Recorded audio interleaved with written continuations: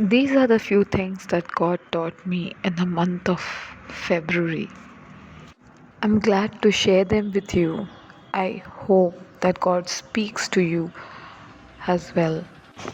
Few days back in the evening, we were just back from church, and for the night family prayer, I decided to quickly do a short prayer, skipping the song and Bible reading, and just do a prayer, thinking that okay, anyways, we are just back from church and I'm tired as well. So I told, let's quickly, pray. No songs and Bible reading today. We finish up our family prayer, just saying the prayer, and then I carried on with my task. When I was doing my chores, God spoke to me. God said, "Do not cut short my glory." When I heard those words, I was stumped for a while.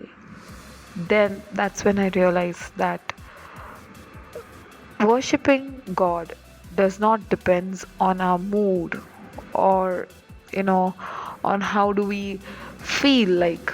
It depends on him. Instead, we should always worship because he deserves all the glory and honor. Also, one morning I had prayed that Lord help me to share the gospel to someone. And throughout the day I've been wondering like whom should I share to or what should I say. And by the afternoon, I didn't, like, I was just wondering, Lord, still I have not shared it to anyone. I've not shared it to anyone. And I had got a call of my friend. Like, we just talked over for a while, and then I did tell her about the things that God has done for me in my life. So after I had kept the call, by evening also I was just wondering that, Lord, I've still not shared the gospel. But God made me realize that sharing the gospel is not necessarily only sharing the basic truth about Christ. It's also about you sharing what God has done for you in your life is also a gospel. When you share the testimony of how God has turned your mess into a message, into a miracle, even that's a gospel.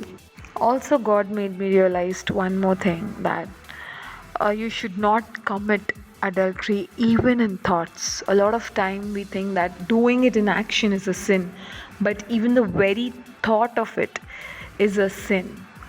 A lesson that I learned this month is that many who says that they do not sin and do not do the good deeds that they can do to others, it is also a sin.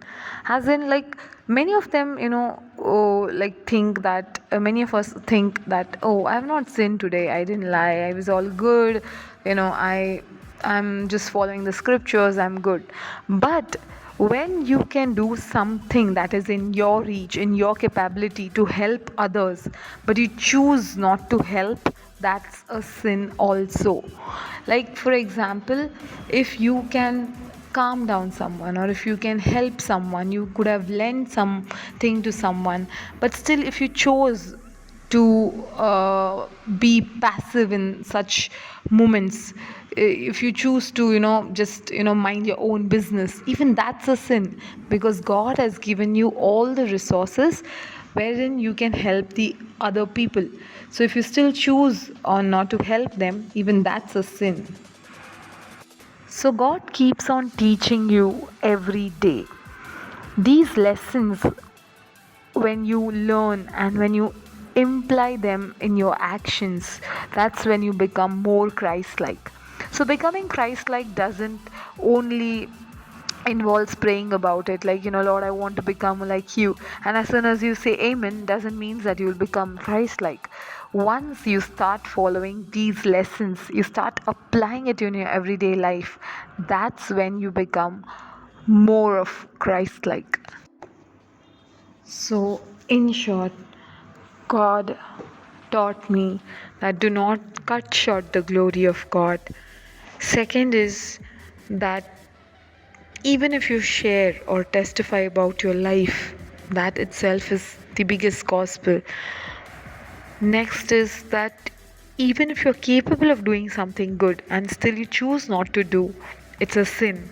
Last, you should not commit adultery, even in your thoughts. May the good God bless you all. Amen.